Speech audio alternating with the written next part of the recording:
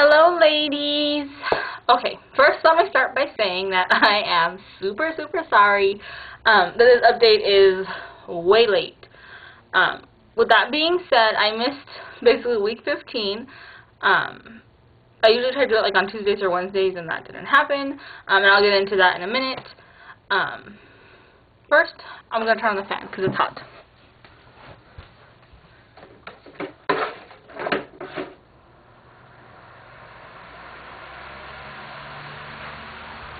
Okay. Much better. Okay, so I am now 16 weeks and God, what is today? 16 weeks and 2 days, I believe.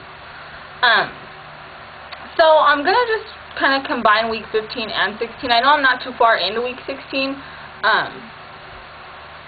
but I'll kind of combine them. I have a doctor's appointment tomorrow, or not tomorrow. Tomorrow is Easter. Happy Easter, ladies. Monday I have a doctor's appointment. So I'm thinking I'll probably do another update after my doctor's appointment just to kind of update on that because they are going to confirm that I am having a little girl. So that is exciting. And I'll get ultrasound and a couple pictures, so I'll talk about my appointment. My doctor's really laid back, so really not a whole lot goes on in my appointments. At my last appointment, I met him. Like I said, he was really nice, answered any questions I had, asked me how I was feeling, and then went and we did an ultrasound. I don't think, or maybe I'm too early, I don't know, but he never, like, in the shows and stuff, you know how they, like, measure your belly. Oh, my God. Excuse me. You know how they measure your belly and, you know, kind of poke around, or they use the Doppler to hear the heartbeat. He doesn't do any of that. And I think it's because every visit he does an ultrasound, so he can kind of measure the baby that way and do all that stuff. So, my appointments are really non-eventful, except for the exciting thing is I get to see my baby every single appointment, so that's awesome. Although I don't know if he's going to still do that towards the end, because you start going like every 2 weeks and then every week. But at this point, so far, I've had 3 appointments with them, and every time I've gotten an ultrasound. So we'll see how that goes. So yeah, so Monday I get to confirm that it is a girl. My husband still says that it's a boy, but I still believe it's a girl. I didn't have a feeling one way or the other, like, oh, I know I'm having a girl, I know I'm having a boy. But I had, this is going to sound really crazy, and hopefully it's not too much TMI for people that get grossed out easily. It's not even really gross, but just some personal stuff. So, but I'll share it with you. I've shared my whole IVF journey and the pregnancy so far. But my own theory was that it was going to be a girl. 1, because I really wanted a girl. 2, my husband had a couple dreams. Once we were confirmed that we were pregnant, I was maybe like 8 weeks or 10 weeks, somewhere in between there. He actually had 2 different dreams, and he said that our daughter came to visit, like, in his dreams he saw our daughter. One time she was like 2 years old, and he said she was really pretty with long brown hair, and that she was saying that she was telling him, like, I love you, Daddy. And then he had another dream where she was an infant, and she said that they were on the bed playing, and I was out, you know, getting a bottle or doing something. I was out of the room, and she was in a little pink outfit, and, you know, he was playing with her. So 2 different times. I've had no dreams at all of any boy or girl. You know what? I'll take that back. I had one crazy dream, but I couldn't tell the sex of the baby, but I was trying to breastfeed. And this is going to sound really crazy, but when I went to, it was in the middle of the night in my dream, and my husband got the baby, and he was like, here, the baby's up, and he woke me up, and he was like, you know, the baby needs to eat.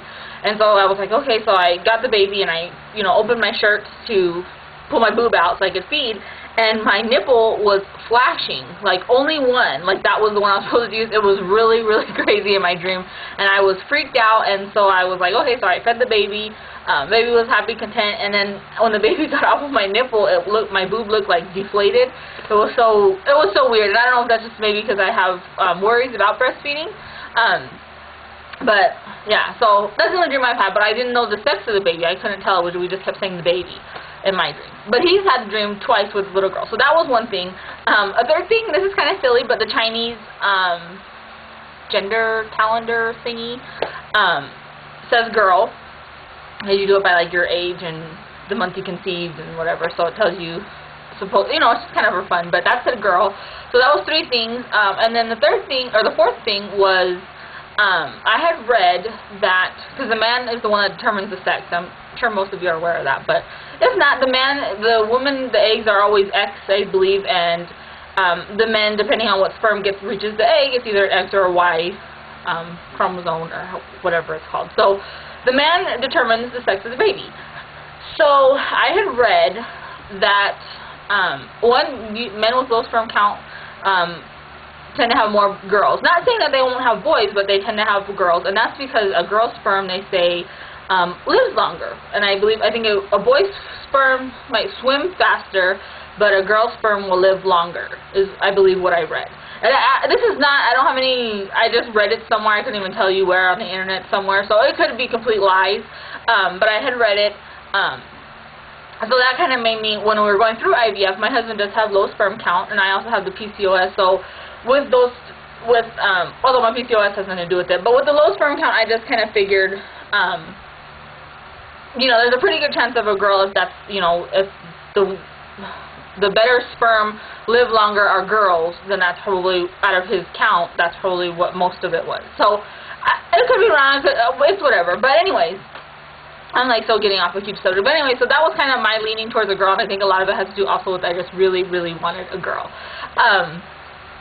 So, I find that out on Monday. So I will do an update after that appointment. As far as week 15, I've been feeling good. And going into week 16, I've been feeling good. This is why I haven't done my update. So let me go ahead and start with that. It's been kind of crazy the last week and a half, 2 weeks. Last Thursday, so not Thursday, like just past, like last Thursday, I don't know, it's like the 12th or 15th or something. I thought I was sick. I got sick, and it ended up being like a virus, like a 24-hour virus, because I thought it was something I ate that day that the baby didn't like, but it wasn't. I was sick the whole day until the whole next day. I actually called out of work, which sucks because I'm trying to save all my vacation time for when I have the baby. So I called it at work, and I laid around all day Thursday night I was sick, or all night Thursday night I was sick. All day Friday I just laid around and lived off of saltines and toast and water. It was horrible. But luckily Saturday I was feeling a little bit better, and by Sunday I felt pretty much like my old self. With the exception of I am still tired. I'm tired all the time. I can't, like I used to be a shopper. I love to shop. I could be all day shopping. Now my feet hurt, my back hurts, I'm tired. After a few stores, I need to go home. At least take a break in between. Like I need to come home, rest for a few hours, and then maybe we can go back out. So that's a huge change for me. And even not going to the stores, I've always been a get up and go kind of girl. I'm always on the go. If I'm not visiting my friends, I'm having lunch, I'm with my mom, I'm shopping, I'm always doing something on my free time. I'm not a homebody. I don't like to be home. Although I'm sure that will change once the baby's here, because it will be harder to get up and go. But I still think I'll be a very active person. I like to be out and about and hang out with friends, and I don't like to just sit at home and do nothing. That's just not me. So it's really hard for me to be that way, or I want to, but I just can't. I'm tired. I'm lazy. I don't want to get ready. Everything is takes huge effort to do. As you can see, I don't know if you can see, this is my second or third video where my hair is in a ponytail. So that is probably the only thing. Also, my back has been hurting a lot, just with the pregnancy, and trying to sleep is ridiculous. My hips hurt, my back hurts. I've been sleeping on the couch. I don't know, I think I've told you guys that in one of the last videos. My poor husband's been sleeping on the couch too. But it finally got to him, and he couldn't take it anymore. So he slept in the bed one night, and I slept on the couch, and it's really weird for me to not sleep with him, like in the same bed. I don't know, I guess after being with somebody for 4.5 years, you get used to, having them there. So I broke down and bought a Snuggle, which is a pregnancy pillow, for those of you who don't know, and it's called a Snuggle. I know, really crazy name. But I spent the money. I wanted one earlier in the pregnancy, when I first started having back pains and started sleeping on the couch. But the pillow was $64.99 at Babies R Us. You can probably find it cheaper, but I found it, I think, on Amazon for $49, but then you pay shipping. So by the time you pay shipping and tax, it's the same crap.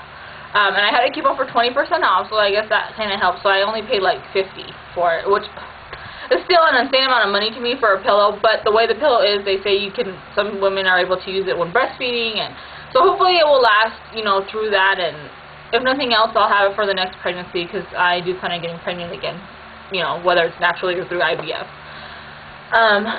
You know what, ladies? I think this might be a two-parter. I'm at 10 minutes, and I only have like 3 more minutes, and I had some more stuff I want to talk about, I think. But anyways, so if I do a two-parter, sorry. But I guess it's to make up for missing a week. So yeah, so I broke down about the Snuggle. I love that thing. I should have just spent the money earlier. Should not been cheap.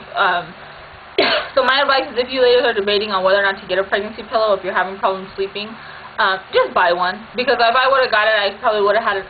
This has been ongoing for like the last 2 months, maybe, month and a half. I've been struggling with sleeping and stuff. If I would have just bought it, I would have been sleeping so much better all this time. Granted, I still do get tired, but I wake up in such a better mood.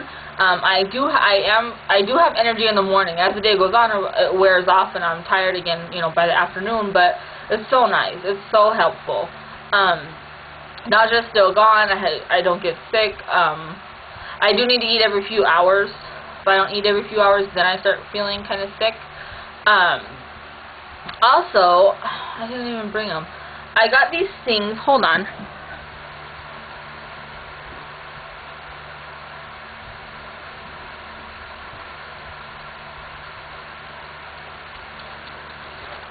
Okay, I'm back. Sorry. So sorry. I got these at Babies R Us. Well, my mom got them for me. These I haven't tried. They're the Preggy Pops, but and so they're lollipops. But she also bought me their Preggy Pop drops. That Babies R Us, and they're like little. I have them in my purse, so I don't want to dig through that. I'll be gone for 5 minutes. But I have them. They're the same thing, same flavors. But they're like a little hard candy. They're the best. They really do help with the sickness and the nausea, even during the day. It says for morning sickness. But they don't taste bad. They're gonna taste like crap, but they don't. They're actually really, really not bad, and they do help. They do help a lot with the nausea. So if you're having nausea, I definitely recommend at least giving it a try. This one has peppermint, lavender, sour tangerine, sour raspberry, ginger, sour lemon, and spearmint. And I believe it's one of each, but and they say like gingerade is supposed to help you anyways, and so like I said, and the peppermint's supposed to help you if you need Tums. I recommend peppermint Tums, the 1,000 whatever. Those are like a lifesaver. Not only that, but after you just puke your brains out at work, you pop 2 peppermint Tums, and your breath is a little bit more fresh than smelling like the stuff you just puked at. So yeah, sorry, that was a little gross. But yeah, so I definitely recommend giving these a try.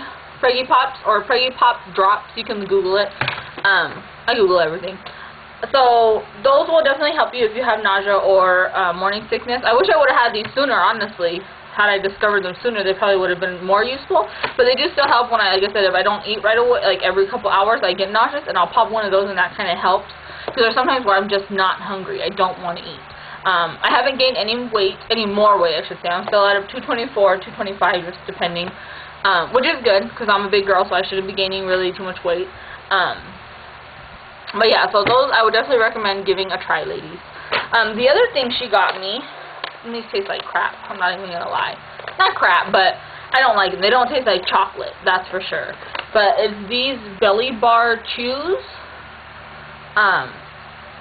They're packed full of nutrients, extra boosted calcium, folic acid, omega-3, DHA, just all kinds of good stuff. They don't taste horribly bad. They're tiny, which is nice. You could throw them in your purse. And this one, I don't know, I think I paid, it was like $8 for, well, my mom paid, I should say. I think it was like $8, and there's like 30 of them in here, so like a month's supply. I guess another option. I take my prenatal, but I'm not going to lie, I forget it.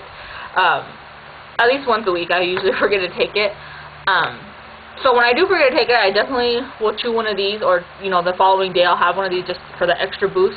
And sometimes I'll just have one every, you know, I usually don't have more than one a day, because there's no need for it, but I'm going to have to stop this video and do a part 2. Bye! I'll be back in a minute.